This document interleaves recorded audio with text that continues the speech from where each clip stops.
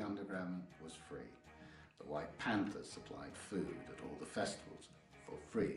The band was very associated with the White Panthers in many ways. There was no sort of radicalness from the point of them blowing up buildings or anything like that. The spirit of the free gigs under the Westway soon headed into the country, with the rise of the free festivals scene.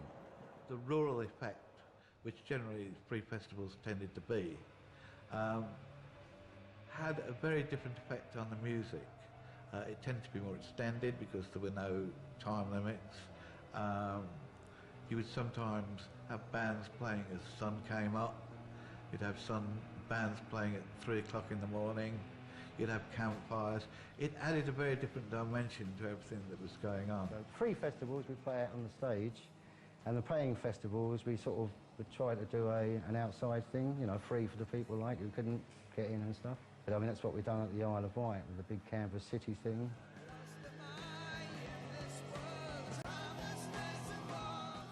Hawkwind were part of the forces of misrule that turned the 1970 Isle of Wight festival into a standoff between the music business and the alternative society.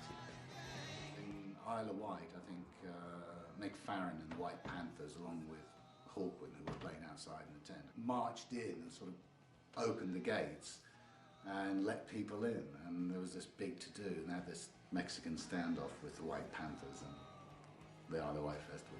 Irate, militant pop fans have stormed the fences. They believe that pop music should be free. Last night came the worst incident of all. It looks peaceful now, but they were hurling stones, bricks over the wall at the security officers and their dogs.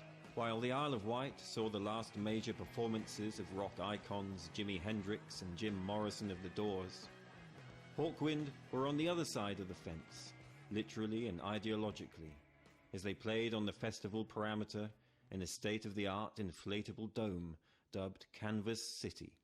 Canvas City was amazing. I mean, the whole Isle of Wight experience was amazing, really. I remember at one point, which everyone had got spiked up. You couldn't pick up anything to drink without... There was some girl there, well, she was called Sunshine, with loads of orange sunshine acid. Although people had taken it anyway, everything you picked up to try and drink had acid in it, you know. And somebody turned up with a bottle of apple juice, pure, looked like pure apple juice, and passed it round. Oh, great, something apart from lukewarm water or something. A few glugs of this apple juice. The hallucinogenics started clicking in. Somebody struck my guitar in my hand. Right, we're on now. Hey, what?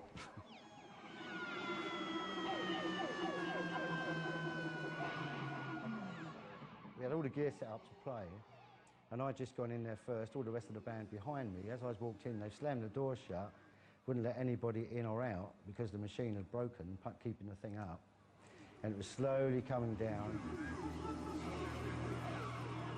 We led in through up some stairs and through a door. Then you had to close that door and down steps into the actual auditorium. And this thing was getting lower and lower, and there were women screaming. It was really getting hairy, you know. I was being led in there, and I was literally descending into hell. Really. With all these people freak dancing. It's quite a gory light show, freaky light show. So I just hit a chord, and this whole cacophony kicked off.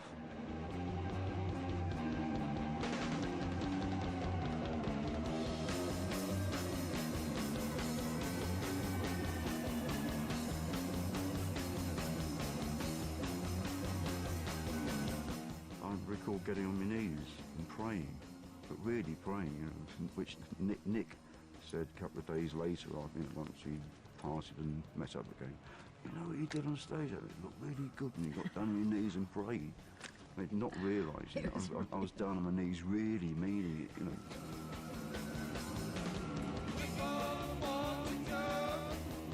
It must have affected the music a great deal, really, yeah. It was a very much shared experience with the audience, you know. I suppose half of them were on drugs anyway, you know. We all took off together, really.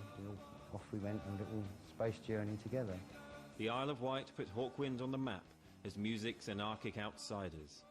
But Hugh's experience prompted his departure for Leo Sayer's backing band. Meanwhile, Hawkwind pushed further at the edges of sanity with the arrival of